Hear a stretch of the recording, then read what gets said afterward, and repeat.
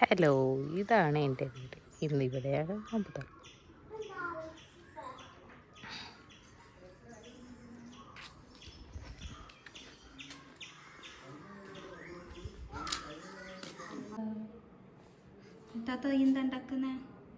ഞാനിത് ഉന്നക്കായി, നമ്മളെ നല്ല കോഴിക്കോടൻ ഉന്നക്കായി ഉണ്ടാക്കുകയാണ്.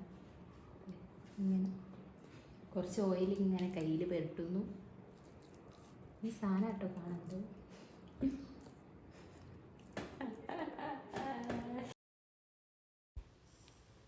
ഇവിടെ അടുക്കളയിൽ അല്ലും ഇമ്മയും ഓരോ വാട്ടലും പിടിക്കലും കാര്യങ്ങളൊക്കെ ആയിട്ട് നടക്കുക. പിന്നെ നോമ്പുറക്കാകുമ്പോൾ അടുക്കളേൻ്റെ അവസ്ഥ നിങ്ങൾക്ക് എല്ലാവർക്കും അറിയാമല്ലോ. ഫുള്ളായിട്ട് ലങ്കോലായിട്ട് ഇങ്ങനെ കിടക്കുന്നുണ്ട്. എല്ലാം ഇതാ പരന്ന് കിടക്കുക. ബീഫ് റോസ്റ്റ് ഉണ്ടാക്കല്ല, മുറുക്കി. പിന്നെ ഇതാ ഉമ്മ പത്തിരിൻ്റെ ചുടലൊക്കെ കഴിഞ്ഞ് ചട്ടിപ്പത്തിരിക്കുള്ള പണി നോക്കുകയാണ്. ഒരു കുഞ്ഞ് ചട്ടിപ്പത്തിരി ഉമ്മ സെറ്റാക്കാം കേട്ടോ. ഉമ്മേൻ്റെ ചട്ടിപ്പത്തിരി എന്ന് പറഞ്ഞാൽ വേറെ തന്നെ ഒരു വൈപ്പാണ്. ടേസ്റ്റ് ഒരു ഉമ്മേൻ്റെ ചട്ടിപ്പത്തിരി. ഓ, നോമ്പായി പോയി അല്ലേ, കഷ്ണം എടുത്ത് തന്നേന്. അത് പറഞ്ഞപ്പോൾ ആ മുഖത്തേക്കുള്ള ചിരിയൊക്കെ അയ്യോ. കടുക്ക നിറയ്ക്കാനിതാ വലിയ കടുക്ക കൊണ്ട് നിൽക്കുന്നത്. നമ്മൾ കടുക്ക നിറച്ചതാക്കാൻ വേണ്ടിയിട്ടാണ് കേട്ടോ. നല്ല അടിപൊളി കടുക്ക കിട്ടിക്കുന്നത്. അങ്ങനെ ഉന്നക്കൈൻ്റെ ഒക്കെ പണി കഴിഞ്ഞ് പിന്നെ അടുത്ത കട്ട്ലേറ്റ് ഒഴിക്കുകയാണ്. കട്ട്ലേറ്റിൻ്റെ മാവ് അല്ലുവാണ് കട്ട്ലേറ്റിൻ്റെ മാവ് ഒഴിച്ചു കൊടുക്കുന്നത്. ഇതാ ഓളന്നെ അത് ഫുൾ പണി ഏറ്റെടുത്ത്. അപ്പം അത് റോൾ ചെയ്യലും കാര്യങ്ങളൊക്കെ ഓള പരിപാടിയാണ്.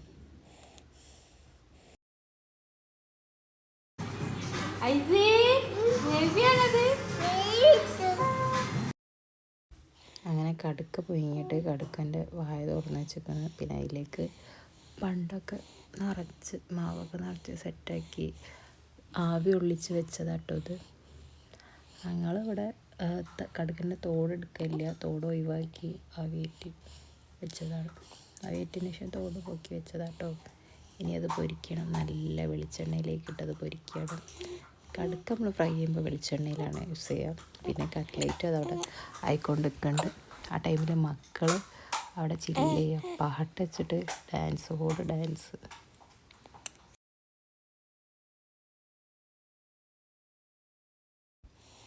രണ്ടാളും ഭയങ്കര സ്നേഹമാണെങ്കിൽ ഇടയ്ക്ക് പിണങ്ങി പോക്ക. ഇതാ അടുത്ത ആൾ പിണങ്ങിപ്പോയിട്ട് അവിടെ ഇരിക്കുന്നത് എങ്ങാണ് ഈ കാണുന്നത് മക്കൾ. അപ്പോഴും കാക്ക കളിയോട് കളിയാട്ടോ ഡാൻസ്. എന്താ എനർജി. നമുക്കൊന്ന് അടുക്കളയിലൊന്ന് വീണ്ടും പോയി വെക്കാം. ഇത് ബീഫ് ഫ്രൈക്കുള്ള ഉള്ളി വാട്ടി അതിലേക്ക് തേങ്ങ കൊത്തിട്ട് വയറ്റാൻ വെച്ചതാട്ടോ. അപ്പം മറ്റേ സൈഡിൽ നമുക്ക് ചിക്കൻ റോളിൻ്റെ ഒന്ന് നോക്കാം. ചിക്കൻ റോൾ ഞങ്ങളിവിടെ വേറെ ആയിട്ട് തന്നെ ഉണ്ടാക്കൽ. ക്യാരറ്റ്, ക്യാപ്സിക്കോ, പൊട്ടാറ്റോ ഇതിങ്ങനെ നീളത്തിലരിഞ്ഞ് ഓയിലിട്ട് ഇങ്ങനെ വാട്ടും. ഓരോന്നും സെപ്പറേറ്റ് ആയിട്ട് വാട്ടി ആണ് ഉമ്മ ഇവിടെ ഉണ്ടാക്കൽ. എല്ലായിടത്തും അങ്ങനെ ആണെന്ന് എനിക്കറിയില്ല, ഞങ്ങളിവിടെ അങ്ങനെയാണ്. പിന്നെ അതിൻ്റെ കൂടെ കുറച്ചൊരു അര മുറി സവാളയും ചേർത്താറുണ്ട് വഴറ്റുന്ന ടൈമിൽ. ഓരോന്ന് വാട്ടി വെച്ച് ലാസ്റ്റ് കേട്ടോ ക്യാപ്സിക്കും ഉള്ളിയും കൂടി വാട്ടൽ. അങ്ങനെ വാട്ടൽ കഴിഞ്ഞ് അതിലേക്ക് നമ്മൾ വേവിച്ച് വെച്ച ചിക്കനും പിന്നെ മുന്നേ എല്ലാം വഴറ്റി വെച്ച എല്ലാ സാധനങ്ങളും കൂടി ഇതിലിട്ട് 1/2 ടീസ്പൂൺ മഞ്ഞൾപ്പൊടി, കുറച്ച് ഗരം മസാലപ്പൊടി, പിന്നെ 1/2 ടീസ്പൂൺ കുരുമുളക് പൊടി, 1/2 ടീസ്പൂൺ മുളക് പൊടി, ഉപ്പ് എല്ലാം കൂടി ഇട്ട് നന്നായി വഴറ്റി പണ്ട റെഡി. പിന്നെ നമ്മൾ മൈദയും മുട്ടയും കലക്കി ദോശ ചുട്ട് റോൾ ചെയ്യുക. അങ്ങനെ ആട്ടോ ചെയ്യേണ്ടത്. പിന്നെ വീഡിയോസൊന്നും എടുക്കാൻ ടൈം കിട്ടിയില്ല. വേഗം ബാങ്ക് വിളിച്ച് ഇതാ കാരക്ക, chattipathiri, cutlet, cut fruits, unnakkaya, കടുക്ക നിറച്ചത്, പിന്നെ ചിക്കൻ റോള് വെന്തുകൊണ്ടിരിക്കുകയാണ്, അടുപ്പത്താണ്. അപ്പോഴത്തേ ബാങ്ക് വിളിച്ച്. പിന്നെ ചിക്കു ജ്യൂസ്, കലക്കിയ വെള്ളം. അപ്പോൾ ബാങ്ക് വിളിച്ചപ്പം പിന്നെ ലേറ്റ് ആക്കാൻ പറ്റില്ലല്ലോ. അപ്പോൾ ഞങ്ങളെല്ലാവരോട് നോമ്പ് തുറക്കാം കേട്ടോ. ജഗ പോകും.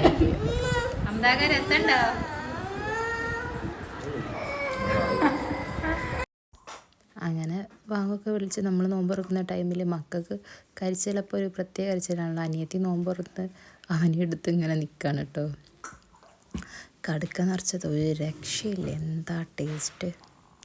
അൽഹംദുലില്ലാ, അങ്ങനെ 10ാമത്തെ നോമ്പ് റാഹത്തായി എല്ലാവരും കൂടി നോമ്പ് തുറന്ന്. അതിൻ്റെ ഒരു സന്തോഷം വേറെ തന്നെ കേട്ടോ, എല്ലാവരും കൂടി നോമ്പ് തുറക്കുന്നത്. പിന്നെ അത് കഴിഞ്ഞ് ചെറുകടിയൊക്കെ കഴിഞ്ഞ് എല്ലാവരും നിസ്കാരം കഴിഞ്ഞ് ഫുഡ് കഴിക്കാൻ എത്തി. അപ്പോൾ എന്തൊക്കെ നോക്കാം. പെപ്പർ ബീഫ് ഉണ്ട്, ഫ്രൂട്ട്സ്, ബീഫ് ഫ്രൈ, നെയ്പത്തൽ, ചിക്കൻ പൊരിച്ചത്, ഐക്കോറ പൊരിച്ചത്, നൈസ് പത്തിരി. ഇതാട്ടോ ഇന്നത്തെ ഡിഷ്.